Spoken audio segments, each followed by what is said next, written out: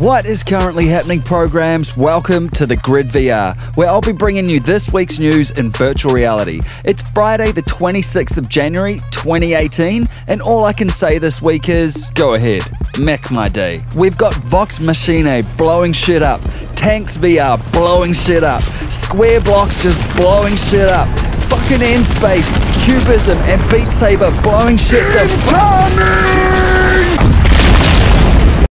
You get the idea. Today I'm going to cover off the main events to keep you in the loop. So stay locked, enjoy, and welcome to the Grid VR.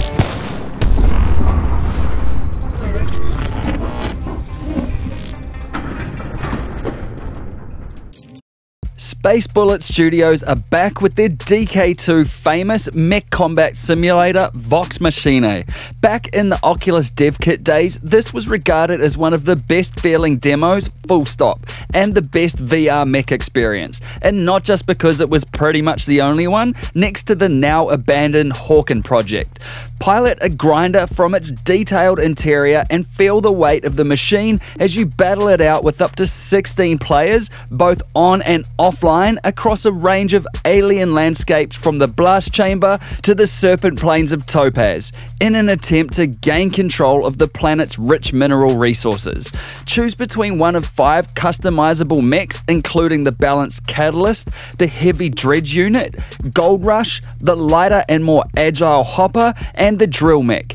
Heed warnings and receive mission updates from your occasionally humorous holographic AI, and fire frickin' laser cannon beams and missiles at your opponents to see once and for all whose steel balls are actually the largest in the valley. Vive and Rift are both supported this time around, as well as motion controls for both HMDs. Head tracking aiming as well as manual aiming with keyboard and mouse is also there, and thrusters on your mech will give you a short boost jump, while a strafe, stroll or dash will get you around. No confirmed pricing or release date as yet, but if this looks like a bit of you, then there are closed multiplayer beta playtests planned for early Feb, and you can sign up for that by checking the link in the description and dropping your name. To further fuel your mech fetish, other mech games worth a mention are Mech Warrior 5 Mercenaries, which is rumored to have possible VR support thanks to the Unreal Engine it's built on. The Iota project, which I covered in this episode of The Grid back on the 15th of September last year, and Code 51, which is a faster, more Titanfall mech vibe, though not a lot of movement on this one, and the last update was at the end of last year, so unsure if it will see a release or if the devs are just using the time to dev instead of promote, though probably the latter. Also, as I mentioned, Hawken was scheduled to have VR support with development well underway.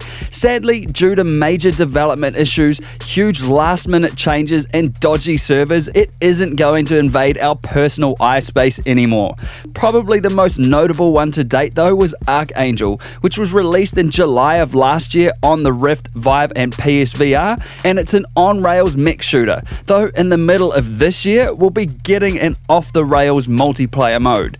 Panzerwehr 1949 is also one to keep an eye on, which is a World War II mech simulator made just for VR and set in an alternate timeline where quadrupedal walker mechs own the ground. More tank hybrid mech in my eyes, this one looks diamond for those after a more authentic feeling ballistic model. Speaking of tanks, Tanks VR is also a World War II themed cannon fest, but on a more realistically situated timeline. It's a multiplayer title where you can shoot it out with up to 10 players, consisting of a maximum of 5 players each side. Choose to side with either the Allies or the Axis, go to your garage, which is where everyone keeps their tanks obviously, select one of 2 historically accurate tanks and battle it out in a historically accurate German city.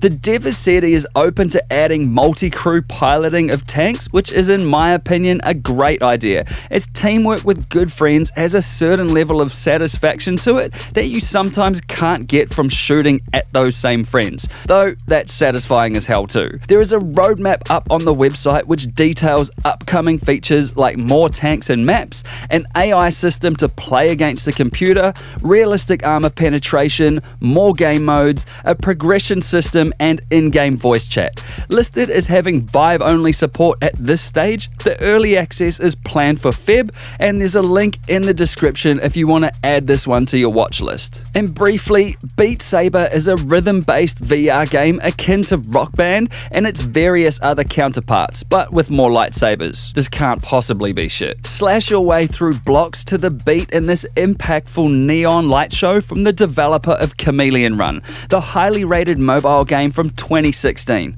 This one will be light on the system and can even run on a GTX 760 or equivalent, and the main benefit of this type of game is you can go from this to this in minutes. Due out this year on Vive, Rift and PSVR, you can sign up on the website for updates or just stay locked here. In Space, the dogfighting space sim for the Gear VR from Orange Bridge Studios has been given the enhanced treatment and is hitting the Rift and Vive.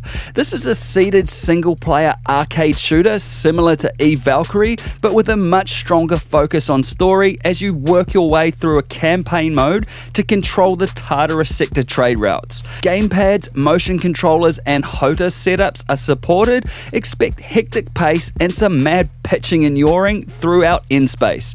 Out now on the Oculus Store with a 25% discount, landing this title at $15, and it will hit the Steam store shortly after in early Feb for Vive users. Fable Studios is a team made up of ex-Oculus Story Studio devs, and they're already up to beautiful things with Wolves in the Walls, which is an adaptation of Neil Gaiman and Dave McKean's children's book of the same name. The book is about a girl named Lucy who is trying to convince her family that there are wolves in the walls, which seems innocent enough until the wolves come out. The dev team are premiering the first of 3 episodes at the Sundance Film Festival, which is on right now, and it's also going along with 4 other Oculus-funded titles, including the unique police story Dispatch, will.i.am's Masters of the Sun, Felix and Paul Studios' NASA collaboration Space Explorers, and Spheres, a 3-part VR series from Eliza McNitt on black holes, which has just landed a massive 7-figure deal with City Lights.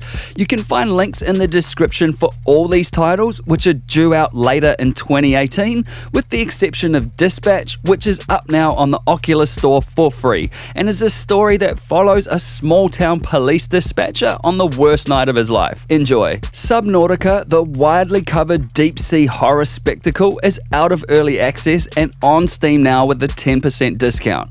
Explore vast underwater reefs, volcanoes, and cave systems as you craft and fight your way to survival. Just a heads up, the VR implementation isn't the absolute best on this one and has had mixed reviews, but the game comes highly recommended as potentially one of the best survival horror games ever made. You can get this title from the Oculus Store, but it's still listed as early access there and doesn't have the 10% discount. So I'd recommend trialing this one out on Steam if you need a little more freaky shit and deep sea doom in your VR life. Sairento VR has had a massive 0.90 update which brings some awesome improvements like longer limbs, extra game capturing options, tweaks to object holding controls, map updates, bug fixes, and more. This game is still top notch, has a team of devs that listen to its players, and will be coming out of early access on February the 6th. So if you've wanted to kill high-tech Bill from inside the Matrix, Tenchu style, then I'd highly recommend checking this out as it's damn good how it stands right now, and it's getting better by the minute. Cubism VR is a simple puzzler that looks innocent enough, but will fuck with your head like those old wooden puzzles that first introduce you to the act of rage quitting. Excellent execution on this one, and there is a free playable demo now on itch.io for Vive, Rift and Windows MR users, so check the link in the description. Be warned though, it's a massive 18 megabyte install, so put your feet— oh wait, it's done. Stonebrick Studios have been working in secret on an infinite procedurally generated voxel game built from the ground up exclusively for VR.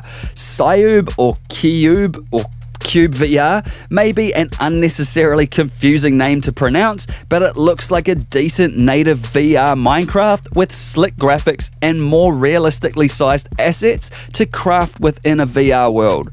The game is teleport only at this stage, though full locomotion will likely be added soon, and it will support both Rift and Vive headsets. With a regular price tag of $19.99, on launch the game will have a 35% discount, landing it at $12.99, and it will be out later today on Steam, so check the link in the description if you want to get crafting. Also, Nintendo's new Labo concept has been doing the rounds, and while not VR, it is a great little concept for haptic feedback using physical cardboard and string setups.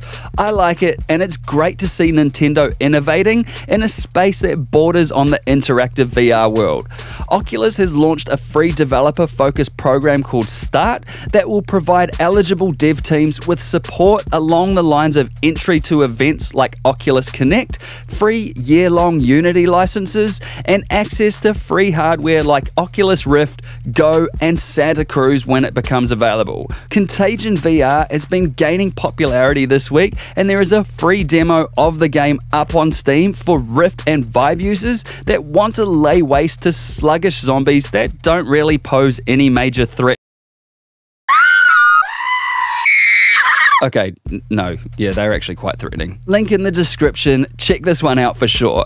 And Onward, the first-person armor-like VR title, has a free weekend on Steam running right now. 100% if you like FPS games and have a VR headset, definitely give this one a shot. And finally, the Jumanji experiences. Nah, I'm just fucking around. There's no such thing. Seriously, don't even Google it. This week marks 1 year since the release of Resident Evil 7, meaning the 12-month exclusivity contract with Sony is up, and the game can now come to PC VR.